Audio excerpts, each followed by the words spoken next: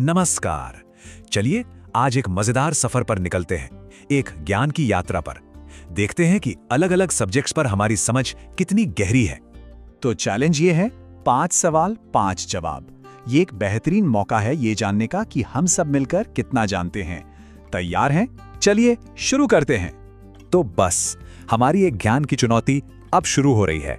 देखते हैं कितने जवाब सही निकलते हैं। शुरुआत करते हैं भूगोल और इंजीनियरिंग से। मतलब हम बात करेंगे भारत के उन बड़े-बड़े प्रोजेक्ट्स की जिन्होंने सचमुच देश का नक्शा ही बदल दिया। तो पहला सवाल आ गया है। सवाल है व्यास प्रोजेक्ट, जो पानी के मैनेजमेंट का एक बहुत बड़ा सिस्टम है, वो कौन-कौन से राज्यों से जुड़ा है? जरा सोचिए। और इसका सही जवाब है पंजाब, हरियाणा और राजस्थान। अगर आपका जवाब सही था तो क्या बात है, बहुत बढ़िया। देखिए, सबसे इंटरेस्टिंग बात यह है कि ये किसी एक स्टेट का प्रोजेक्ट नहीं है। नहीं, ये पंजाब, हरियाणा और राजस्थान तीनों की सरकारों का एक जॉइंट वेंचर है। ये सब मिलकर ब्यास नदी के पानी को सिंचाई और बिजली बनाने के लिए इस्तेमाल करते हैं। मतलब ये स्टेट्स के बीच कोऑपरेशन का एक बेहतरीन एग्जाम्पल है। अच्छा, अब चलते हैं इंजीनियरिंग के एक और अजूबे की तरफ। भाखड़ा नांगल डैम, नाम तो सुना ही होगा, बहुत बड़ा है। सवाल ये है कि ये कौन सी नदी पर बना है?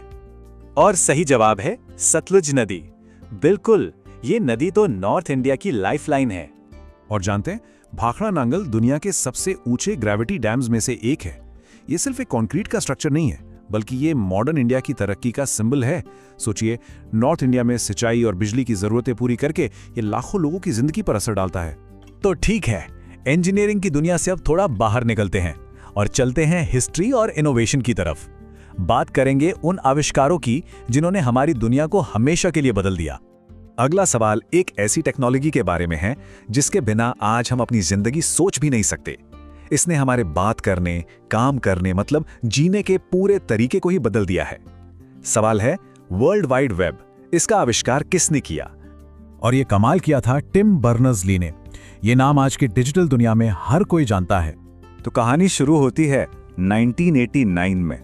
एक ब्रिटिश साइंटिस्ट थे टिम बर्नर्स-ली, जो सर्न में काम करते थे, मतलब European organisation for nuclear research में। वहीं पर काम करते हुए उनके दिमाग में ये क्रांतिकारी आइडिया आया। वाकई सोचने में कितना कमाल लगता है ना कि एक साइंटिस्ट के एक आइडिया ने पूरी दुनिया को एक दूसरे से कनेक्ट कर दिया। चलिए अब टेक्नोलॉजी से हटकर इंडियन हिस्ट्री की तरफ चलते हैं। एक बहुत ही जरूरी सोशल रिफॉर्म मूवमेंट की बात करते हैं, हरिजन सेवक संघ। इस बहुत ही महत्वपूर्ण ऑर्गेनाइजेशन को किसने शुरू किया था? इसे शुरू किया था महात्मा गांधी ने।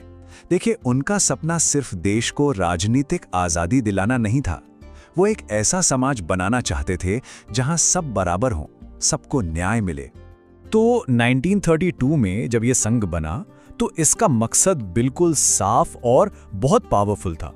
पहला, भारत से छुआछूत जैसी बुराई को जड़ से खत्म करना, और दूसरा, हरिजन समुदाय को समाज में एक सम्मानजनक जगह दिलाना।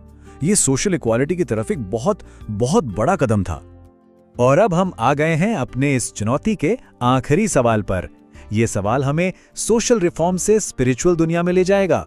भक्ति आंदोलन के महान संत कबीर, वो किसके शिष्य थे? और सही जवाब है रामानंद। गुरु और शिष्य की ये एक ऐसी जोड़ी थी जिनके विचारों ने समाज पर एक बहुत गहरी छाप छोड़ी। असल में गुरु शिष्य का ये जो रिश्ता था, ये भक्ति मूवमेंट का एक तरह से सेंटर पॉइंट था। कबीर 15वीं सदी के महान संत रामानंद के सबसे खास शिष्यों में से एक थे, और उनकी जो सीख थी वो जाति पाति से बहुत ऊपर थी। वो सिर्फ प्यार और भक्ति की बात करते थे। इसका असर आज भी इतने सालों बाद भी इंडियन सोसाइटी और लिटरेचर में साफ महसूस होता है। तो इसी के साथ हमारी ये ज्ञान की चुनौती यहाँ खत्म होती है। उम्मीद है इस छोटे से सफर में कुछ नया सीखने को मिला होगा और शायद कुछ पुरानी बातें भी याद आ गई होंगी। जाते जाते बस एक ख्याल के साथ इसे खत्म करते हैं। कहते हैं ना कि किसी सवाल का जवाब मिलना ज्ञान की शुरुआत होती है, अंत नहीं, क्योंकि हर जवाब अपने साथ एक नया सवाल ले आता है। तो बस सीखने का, सवाल पूछने का और हमेशा क्यूरियस बने रहने का ये सिलसिला चलते रहना चाहिए। असल में ज्ञान का असली सार यही तो है।